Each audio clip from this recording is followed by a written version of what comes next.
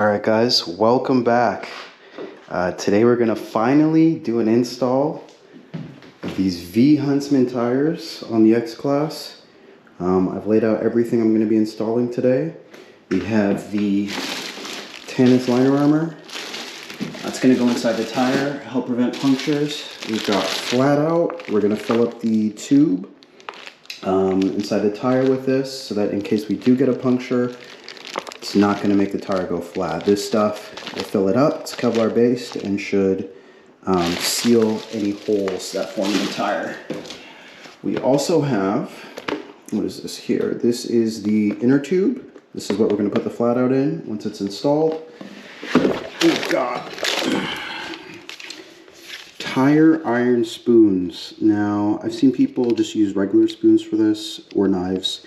But I didn't want to take any chances and want to make this install as easy as possible. We've also got HandleBar Jacks, and this is what we're going to rest the X-Class on. When we put it upside down, these will attach right to each handlebar and keep it up, keep it from damaging any of the mounted modules on this bike. So I'm not going to record the entire process, but I'll give you step-by-step updates and let you guys know how it goes. So thanks for watching, and let's get into it. Okay, so quick update. Step 1 is complete. We've got the bike upside down with the wheels exposed, sitting on the HandleBar Jacks. These worked way better than I thought they would.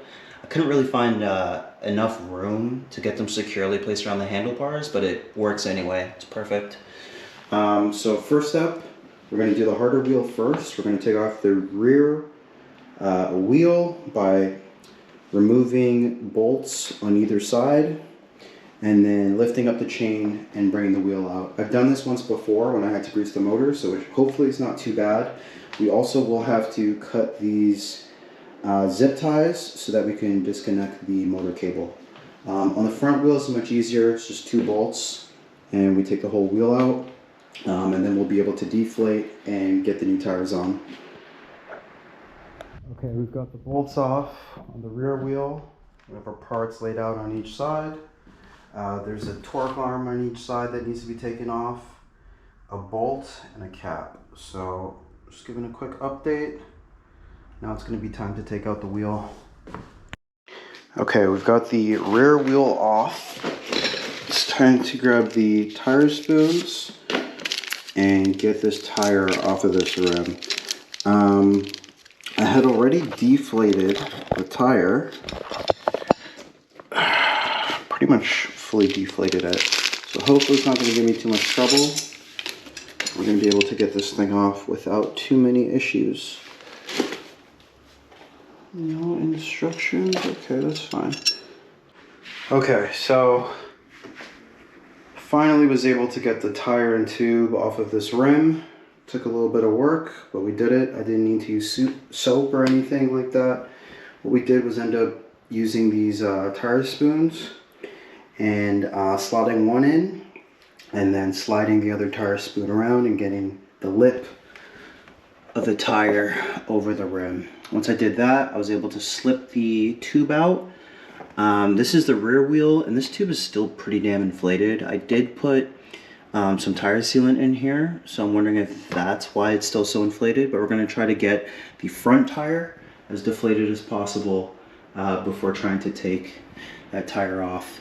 Another thing to note is this rim tape looks really messed up, but I don't think it's a big issue. I'm going to do a quick Google search just to confirm that it's not going to mess too many things up. So that is our progress so far. I'm going to get the front tire off and do the same thing, and then install the 2 new tires with the Tannus liner and the new tubes onto this rim. Stay tuned. Okay, so don't mind the mess, guys. We have both tires off of the front and rear rim. I also went through each of the spokes and tightened them, hopefully not too tight, because otherwise they will break. On this side, we have our 2 new Vee-Hunstman tires with the Tannus liner installed in them. The next step is going to be to inflate these tubes, not all the way now, but inflate them enough to the point where they will fill out this gap here in the Tannus liner.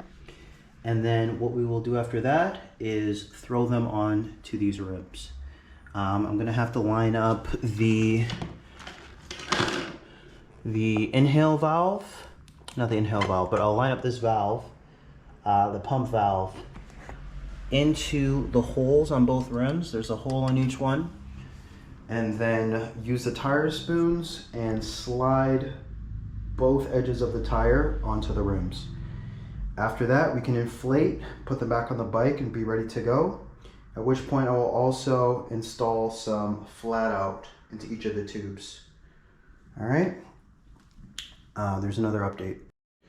Okay, so we have the Tannus liner inside the tire, the tube installed, and I used the tire spoons to get the other edge of the tire over the rim. As you can see, all that's left now is I'm actually going to install flat out into the deflated tubes, reinflate the tubes, and then put both of these tires back on the bike and we should be good to go. Okay, so it's the next day. I went through a huge headache of trying to get the tire on the rear rim.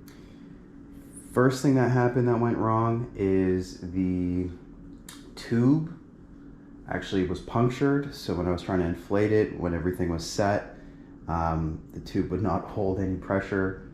So I ended up having to take the tire off again, remove the tube, and then install the old tubes, which are a little bit thicker than the tubes that I had ordered for these tires. The tubes I had ordered are, I believe, 3.5 inches, and the old tubes on the Aerial Rider X Class are 4.2. Now, if you go to Tannus Liner's website, you'll see that these Tannus liners are rated for up to 4-inch tubes. But I've just decided that, you know, I don't have many other options right now, and I was able to get the tube to fit in. I'm just not going to inflate it as much as I would the smaller tubes. So now I have been airing up these tires so I can take it out for a ride. And as you can see, you want to be careful when doing that. Part of the tire had slipped out and I'm unable to get it back over the rim, so I'm going to have to deflate it and then reinflate it once again. So that's the update for now. We're almost there, almost done. Another mistake I made was installing the tire in the wrong direction. So this was reversed previously. So I had to spend a whole nother hour taking off the tire and then reinstalling it the correct way. But so far so good. The front tube did not give me too much issues. It's holding it's holding the pressure, and there's not too much to worry about. The other thing I did was install the flat out, which was a huge mess. This was my first time using flat out. I just had to figure out how to attach the tube to the bag to properly supply the flat out to the tire. So what we're going to do is deflate this tire a little bit, get this tire back inside the rim, make sure that it sits correctly, air up the tires, and then we should be good to go. Okay, have all the tires aired up to about 20 psi. I went back to look at the Tannus Armour specifications on the packaging that came with it, and I'm actually good to put in a 4.2 inch tube. So we have 4.2 in the back and then 3.5 in the front, and they should both be valid. I'm hoping none of these tires pop. I'm also worried about properly beating the tire. There's a little bit of a gap on the rear one, but I'm hoping it'll correct itself when I ride. And yeah, so now what we're gonna do is just go outside, film some content, get some nice views too, probably of the bridge, of the Golden Gate Bridge, and yeah, so let's get it.